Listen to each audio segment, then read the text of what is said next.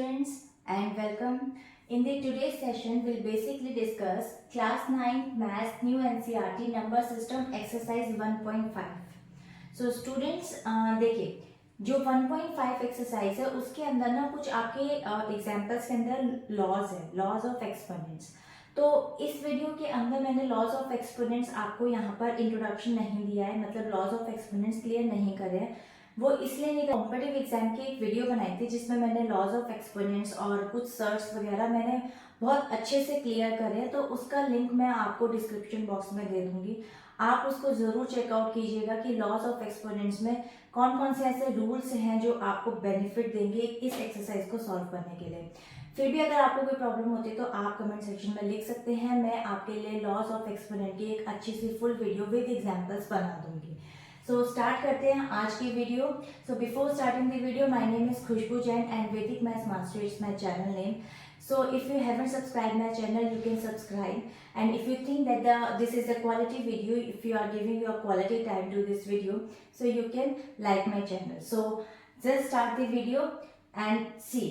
The question number first, exercise 1.5. इसका क्या example में क्वेश्चन पहला बोलता है, देखिए फाइंड करना है आपको 64 जिसकी पावर आपको दे रखी है 1/2। तो इसको हम किस तरीके से सॉल्व करेंगे। देखिए 64 आपका यहाँ पर बेस है, 1/2 आपका यहाँ पर एक्सपोनेंट है, ठीक है। तो 64 को सॉल्व करने का एक तरीका तो ये है कि जैसे स्टूडेंट्स को कई बार पता होता है कि 2 को कितनी टाइम्स हम मल्टीप्लाई करें, क्योंकि ये इवन नंबर है तो ये 2 से डिविजिबल होगा, तो 2 को कितनी बार मल्टीप्लाई करें बेसिकली कि आपको पता लग जाए कि 64 आएगा। नहीं तो आप एक काम कर सकते हैं, यहाँ पर आप सिंपली क्या करेंगे, 64 का एलसीएम ले लीजिए। If you don't know about this you can take LCM. So 2 की टेबल में 3, देन 2 1 देन आपका यहाँ पर 1 आ गया, 2 6 then 2 8 then 2 4 and then 2 2 and then 2 1। तो आप देख सकते हैं 1 2 3 4 5 6, यानी कि 6 टाइम्स अगर आप मल्टीप्लाई करते हैं 2 को तो देन यू विल गेट 64। तो इसके आंसर को आप कैसे लिख सकते हैं, यहाँ पर 2 की पावर आप यहाँ पे 6 भी लिख सकते हैं और उसके बाद इस ब्रैकेट को आप लिखेंगे 1/2। पहले आप इसको इस तरीके से सॉल्व कर लीजिए, यानी कि स्टेप बाय स्टेप जब आप क्वेश्चन को सॉल्व करें तो बहुत इजी हो जाता है कि आप एग्जामिनर को भी बताते हैं कि आपको हर एक स्टेप क्लियर है। दूसरा, एक आपको खुद को क्लैरिटी रहती है कि आप कौन सा स्टेप सॉल्व कर रहे हैं और कौन सा आपका मिसिंग जा रहा है, ठीक है। तो देखिए अब आपको क्या करना है, यहाँ पर अब आप ब्रैकेट को ओपन करेंगे तो ये आपको पता है कि ब्रैकेट से अंदर की एक्सपोनेंट और ब्रैकेट से बाहर की एक्सपोनेंट हमेशा मल्टीप्लाई हो रही होती है, इनका रिलेशन मल्टीप्लीकेशन का। तो 2 की पावर 6 मल्टीप्लाई बाय 1/2, तो 2 से 6 कट सकता है तो 2 की पावर आ गई यहाँ पर 3। आप यहाँ लिख देंगे 2 की पावर 3, तो आप 2 को 3 टाइम्स मल्टीप्लाई करेंगे तो आपका क्या आंसर आएगा, 2 2 4 4 2 8, तो आंसर आपका आएगा 8 and this is the answer. And I hope आपको ये क्लियर हो गया होगा। हम मूव करते हैं इसके सेकंड क्वेश्चन पे। देखिए this is the second part, question number first का सेकंड पार्ट। अब इसमें भी आपको क्या दे रखा है, 32 आपका बेस और 1/5 आपकी एक्सपोनेंट है, यानी कि आपका पावर है। तो अब आपको क्या करना, बेस का क्या करेंगे, क्योंकि ये इवन नंबर है तो आप 2 से डिविजिबल आप एलसीएम निकाल लीजिए इसका। और अगर आपको पता है तो इसमें कोई दिक्कत नहीं, आप अपना लिख सकते हैं, डायरेक्ट लिख सकते हैं। 2 1 2 2 6 then 2 8 then 2 4 and then 2 2 2 1 and 1। So 1 2 3 4 5 आप देख सकते हैं यहाँ पे 2 आपका 5 टाइम आया। तो आप क्या करेंगे, यहाँ पे लिखेंगे 2 की पावर 5 और ब्रैकेट के बाहर आपका पावर है 1/5। ना टोल्ड यू कि इनका रिलेशन आपस में क्या होता है, मल्टीप्लीकेशन का। तो मैं यहाँ पर क्या कर दूंगी, 2 की पावर 5 मल्टीप्लाई बाय 1/5 और 5 से 5 कट हो जाएगा, तो आपका आंसर यहाँ पे सिर्फ 2, यानी कि ये आपका आंसर आ गया डायरेक्ट, ठीक है। तो होप आपको ये क्लियर हो गया होगा। मूव करते हैं इसके नेक्स्ट पार्ट पे। तो students now this is the third part, 1/125 and power is 1/3, ठीक है। तो बेस है आपका, ये एक्सपोनेंट है। अब आपको दिख रहा होगा कि देखिए 2 की डिविजिबिलिटी इवन होती है, इसलिए पता लग गया। 3 की डिविजिबिलिटी में हम जितनी भी डिजिट्स होती है उनका ऐड करते हैं, और अगर वो एडिशन के बाद जो आंसर आपका है अगर वो 3 से डिविजिबल है तो वो 3 की टेबल में आ जाता है। डिविजिबिलिटी रूल की बहुत अच्छी एक वीडियो बना रखी है कॉम्पिटिटिव एग्जाम की, आप देख सकते हैं। सी लेकिन अभी फिलहाल के लिए देखिए, जैसे लास्ट का नंबर 5 है, तो 5 और 0 जब भी लास्ट का नंबर होता है तो हम इजीली कह सकते हैं कि वो 5 के टेबल से डिविजिबल है। तो इसको मैं क्या करती हूँ, देखिए यहाँ पर मैं इसका एलसीएम निकाल लेती हूँ। ठीक है, तो 5 के टेबल का एलसीएम 5 से एलसीएम निकालूंगी तो 5 2 सा 10, 2 पावर आ गई तो 5 5 सा 25, अगेन 5 5 सा 25 एंड 5 1 सा 5। नाउ 5 यहाँ पे 3 टाइम्स आ रहा है, तो मैं इसको सोल्यूशन के अंदर लिख देती हूँ यहाँ पे 5 की पावर 3। ठीक है, सॉरी, इसका अंदर आ जाएगा यहाँ पे, ये सिंपल लिख लेते हैं 5 की पावर 3 और उसके बाद आपका ब्रैकेट आ गया 1/3।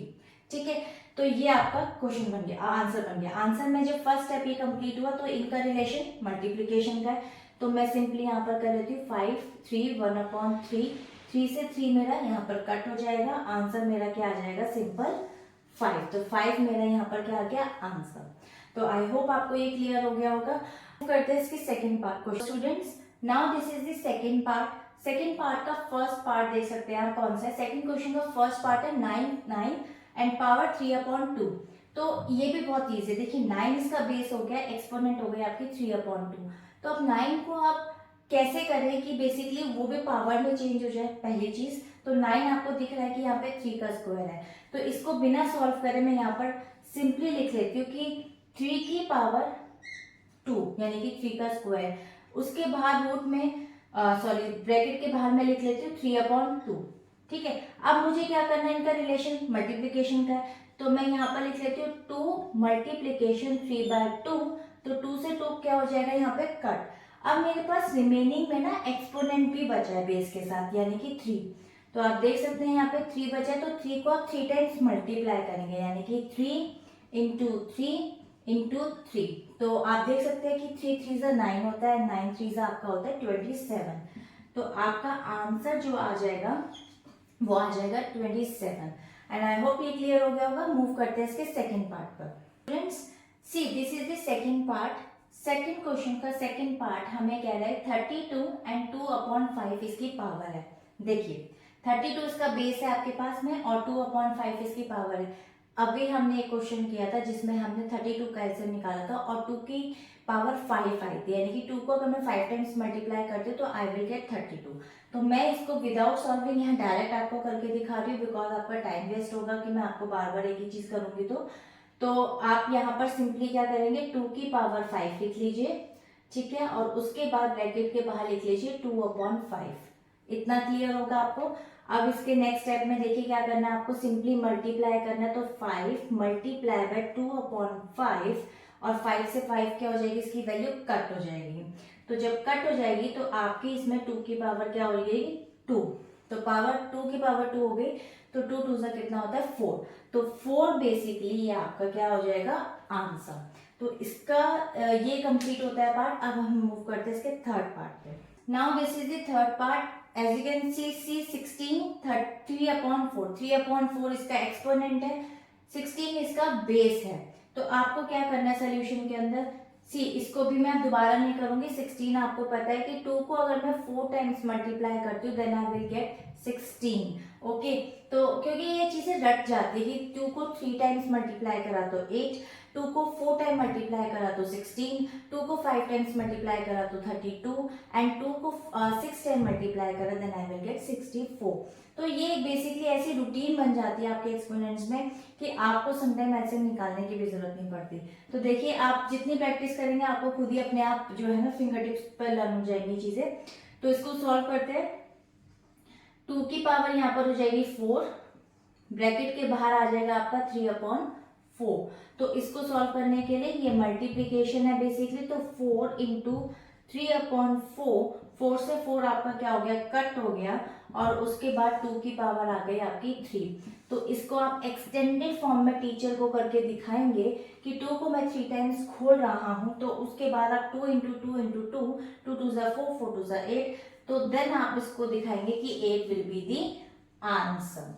मेक श्योर कि जब भी आपको पता है कि 3 की पावर, ठीक है 2 की पावर 3 है और इसका आंसर 8 आना है, तो मेरी कोशिश रहती है कि आप हमेशा स्टेप बाय स्टेप सॉल्व करें, क्योंकि मैथ्स में ना नंबर वहीं कटते हैं जब तक आप स्टेप बाय स्टेप सॉल्व नहीं करते। तो अगर आप स्टेप बाय स्टेप सॉल्व करेंगे ना खुद की प्रैक्टिस में भी, तो आप देखना कि आप खुद कितने शार्प हो पाएंगे और साथ में आपकी कहीं पर भी कैलकुलेशन प्रॉब्लम नहीं आएगी, सिंप्लीफिकेशंस के टाइम पर आपको क्वेश्चन में प्रॉब्लम नहीं आएगी। और अलजेब्रा में सबसे ज्यादा स्कोरिंग होता है कि जब आप स्टेप बाय स्टेप क्वेश्चन को सॉल्व करते जाते हैं तो मक्खन की तरह आपका आंसर निकलता है। तो ये एक बहुत अच्छा मतलब पॉजिटिव साइन रहता है क्वेश्चन को सॉल्व करने के लिए। तो मूव करते हैं इसके हम फोर्थ पार्ट पे। Students, now this is the fourth part 125 and power आपकी दे रखी है -1/3। देखिए ये आपका बड़ा अच्छा क्वेश्चन है कि नेगेटिव में आ गई इसकी पावर, ठीक है। ठीक है, आप तो पॉजिटिव में तो कर ही लेते ना, नेगेटिव में कैसे करें। सबसे पहले हम कर लेते हैं इसका बेस के सॉल्व। तो 125 is equal to 5 into 5 into 5, तो यानी कि 5 की पावर 3, ठीक है, ये आपको पता है। तो यहाँ पर मैं सिंपली लिख लेती हूँ 5 की पावर 3 और ब्रैकेट से बाहर आ गया आपका -1/3। तो ये मल्टीप्लाई होते हैं, मैं सिंपली यहाँ लिख देती हूँ 5 की पावर 3 -1/3, 3 से 3 कट हो गया आपका। तो मैं क्या करूंगी, देखिए पहले तो 5 की पावर -1 आ गई। अब क्या करना है, 5 को ना 5/1 कर लेता है, वो आपके लिए इजी रहेगा। इसको मैं रैशनल नंबर की तरह लिख लेती हूँ, ठीक है। और इसकी पावर आ गई -1, ठीक है। अब आपको क्या करना है, जब भी आपका नेगेटिव में एक्सपोनेंट हो तो हमेशा जो बेस होता है ना उसका आप रेसिप्रोकल कर देना। उसका रेसिप्रोकल यानी कि उसका उल्टा जब आप कर दोगे कि न्यूमरेटर डिनोमिनेटर बन जाए, डिनोमिनेटर न्यूमरेटर बन जाए, तो उस केस में आपका एक्सपोनेंट नेगेटिव टू पॉजिटिव में चेंज हो जाएगा। यानी कि इसीलिए मैंने इसके नीचे /1 लगाया था ताकि स्टूडेंट्स को ये प्रॉब्लम ना आए। ये कई बार मतलब आप स्टक हो जाते हैं इन चीज़ों के लिए कि 5 के नीचे तो कुछ है ही नहीं, डिनोमिनेटर नहीं है। Always make sure whenever there is no denominator आप 1 लगा दीजिए, ठीक है। तो आप क्या करेंगे, यहाँ पे सिंपली 1/5 कर देंगे और इसकी पावर क्या हो जाएगी 1। तो 1 इसकी भी है, इसकी भी एक तरह से मतलब, तो आप सिंपली क्या करेंगे 1/5 जो है ना इसका बेसिक क्या हो जाएगा आंसर। तो 1/5 इस तरीके से इसका आंसर निकल गया। एंड आई होप आपको ये क्लियर हो गया होगा। क्वेश्चन नंबर 3 के फर्स्ट पार्ट पे हम मूव करते हैं। स्टूडेंट्स, एक्सरसाइज 1.5 का अब ये लास्ट क्वेश्चन है, क्वेश्चन नंबर 3, सिंप्लीफाई। क्वेश्चन आप देख सकते हैं यहाँ पर। Before starting this question I just want to say, ये जितने भी एक्सपोनेंट्स हैं, जैसे मैंने यहाँ पर प्रॉपर्टी लिखी हुई है, तो एक्सपोनेंट्स का मैंने अभी आपको बताया कि law of exponents and surds जितने भी है, मैंने कॉम्पिटिटिव एग्जाम्स के हिसाब से एक वीडियो बना रखी है जिसमें बहुत अच्छे से और बहुत तरीके से मैंने इसको एक्सप्लेनेशन कर रखा है, जिसमें बहुत सारे लॉज हैं। तो आप चाहे तो उसको चेकआउट कर सकते हैं, मैं उसका लिंक आपको डिस्क्रिप्शन बॉक्स में दे दूंगी।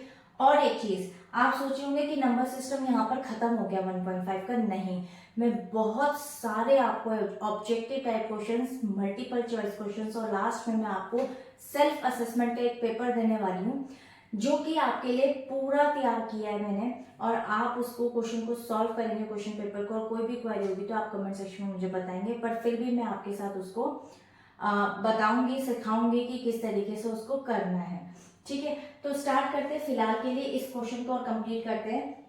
क्वेश्चन नंबर फर्स्ट देखिए, यहाँ पर 2 दे रखा है बेस और 2/3, फिर आपका यहाँ जो ये पॉइंट है ना, ये पॉइंट नहीं है, ये मल्टीप्लीकेशन का डॉट होता है।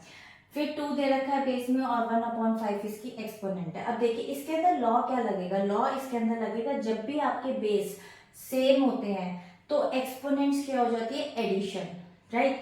तो इसके अंदर यहाँ पर मैंने लॉ लिखा हुआ है कि जब भी आपके बेस सेम होंगे तो एक्सपोनेंट्स आपके क्या हो जाती है एडिशन हो जाती है। तो इस क्वेश्चन को देखिए सॉल्व कर लेते हैं। यहाँ पर सिंपल आप क्या लिखेंगे, 2 को 1 टाइम लिखेंगे और इसकी जो पावर वो बन जाएगी वो 2/3 प्लस 1/5, ठीक है। ये आपका एडिशन हो गया। अब क्या करना है आपको, 2 आपका बेस है, ठीक है, 5 और 3 का आप एलसीएम लेंगे तो 15 आ जाएगा। 5 की टेबल में 15 5 पर आता है तो 2 इंटू 5 कितना हो जाएगा 10। फिर 5 की टेबल में 15 कहाँ पर आता है 3 पर आता है तो 1 इंटू 3 हो जाएगा 3। तो आपका आंसर जो आएगा वो आएगा 13/15। ये आपका आंसर निकल के आ गया। तो ये यहीं पर कंप्लीट होगा जिसमें मैंने एक्सपोनेंट्स को एडिशन कर दिया था क्योंकि बेस हमारे सेम थे। आई होप ये क्लियर हो गया होगा आपको। मूव करते हैं इसके सेकंड पार्ट पर। Friends, now this is the second part. देखिए सिंप्लीफाई का क्वेश्चन नंबर 3 का सेकंड पार्ट है ये। इसमें क्या दे रखा है 1/3, 3 आपका नीचे डिनोमिनेटर में बेस और इसकी पावर 3 और फिर उसका होल पावर 7 है। इसको हम कैसे सॉल्व करेंगे, देखिए इसको सॉल्व करने का बहुत आसान तरीका है। सिंपली आपको पता है कि जब ये होल 7 है तो ये 1 के लिए भी इसकी पावर 7 है और इसके लिए भी इसकी पावर 7 है। तो सबसे पहले हम वही कर लेते हैं, 1 की पावर 7 और अपॉन में 3 की पावर 3 ऑलरेडी थी तो इसको मैं इंटू कर देती हूँ। ऐसा ही ऑलरेडी टोल्ड यू कि ब्रैकेट से बाहर और इनके बीच में मल्टीप्लीकेशन का बेसिकली रिलेशन होता है। तो यहाँ मैंने ये कर दिया है। तो आप देख सकते हैं 1 की पावर 7 और यहाँ पर 3 की पावर हो गई 21। अब 1 की पावर 7 बेसिकली क्या होता है आपको पता ही है कि 1 ही आएगा आपका आंसर, ठीक है। और 3 की पावर आ गई 21, ठीक है। अब देखिए इसको आप इस तरीके से भी लिख सकते हैं और इसको एक तरीका और है, अगर मैं इसका यहाँ बेस यानी कि जो 1/3 बेस है अगर मैं उसका रेसिप्रोकल कर दूं यानी कि इसको मैं 3 लिख दूं तो इसका जो पावर है यानी कि जो एक्सपोनेंट है वो पॉजिटिव में, मैं इसको नेगेटिव में भी चेंज कर सकती हूँ यानी कि मैं इसको -21 भी लिख सकती हूँ। तो या तो मैं ऐसे लिख सकती हूँ या ऐसे लिख सकती हूँ, it's totally up to you, ठीक है। मार्क्स आपको दोनों में मिलेंगे and this is the right answer. ये आंसर क्वेश्चन आपका यहीं पर कंप्लीट होता है। तो मूव करते हैं हम इसके नेक्स्ट पार्ट पे।